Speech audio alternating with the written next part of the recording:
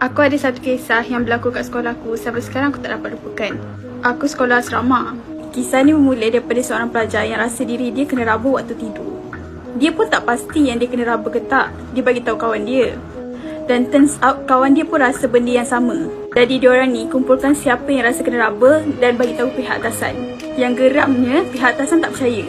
Waktu ni satu sekolah dah heboh dah pasal kes raba ni. Sebab kita pun tak tahu antara student yang ilusi ataupun benda ni betul-betul berlaku. Kalau berlaku, siapa yang buat?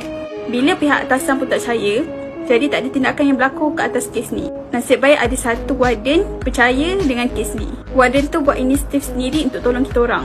Contohnya kita orang tak boleh keluar bilik lepas pukul 12 malam. Kita orang diberi ensel untuk dipasang dan kita orang ada shift jaga malam. Yang jaga malam ni laki perempuan buat. Waktu dah kecoh ni, semua orang takut. Dan lagi budak dom-dom bawah.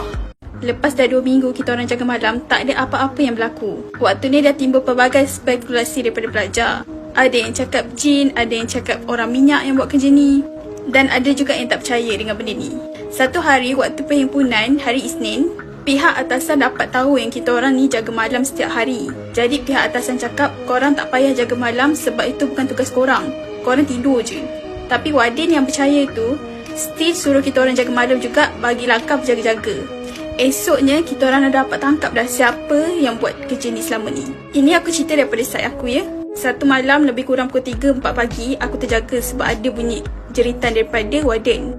Warden jerit, aku nampak kau kat belakang tu, keluar. Aku intai kat cermin, memang betul warden punya suara yang menjerit tu. Dia bercakap dekat arah pokok yang gelap. Pokok tu ada kat belakang asrama kita orang. Waktu ni aku dah syak dah. Mungkin dah dapat tangkap dah siapa punya kerja ni. Masa warden jerit tu, warden tu ada dekat depan aspuri kita orang. Warden tu bawa beberapa senior. Dan senior-senior ni tiba-tiba lari. Rupanya dalang tu dah pergi lari ke arah sekolah. Dan Alhamdulillah dapat juga dalang yang selama ni meraba anak dara orang. Rupanya budak tu adalah budak tingkatan 1 sekolah kita orang. Masa nak tangkap dia tu, dia terkencing tau. And senior pun pukul dia sebab ingatkan tu orang luar.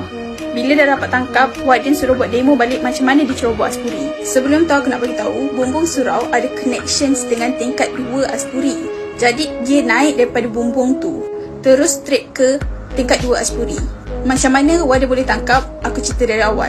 Masa malam tu, warden nak buang sampah tau. Masa dia nak buang sampah, dia perasan ada orang dekat koridor aspura yang perhatikan dia. Dia rasa fishy lah dengan benda tu kan. Masa dia balik daripada buang sampah, dia tengok tak ada orang pun yang ngintai dia lagi. Dia pun fikir antara jin atau manusia. Pak Fok.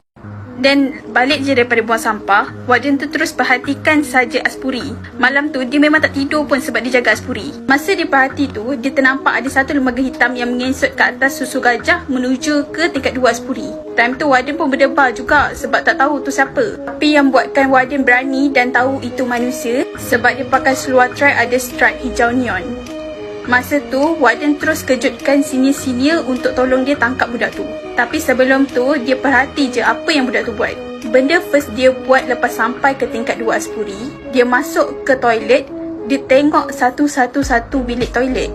Dan dia tak jumpa orang kat dalam toilet, dia terus pergi ke dom 1. Dekat dom 1 ni, dia try umpil pintu dom 1 tapi tak berjaya. Masa ni kita orang baru habis sukan sekolah tau, jadi kita orang banyak medal. Dom 1 ada buat trap. Diorang letak medal kat atas tombol pintu. Sambung 45.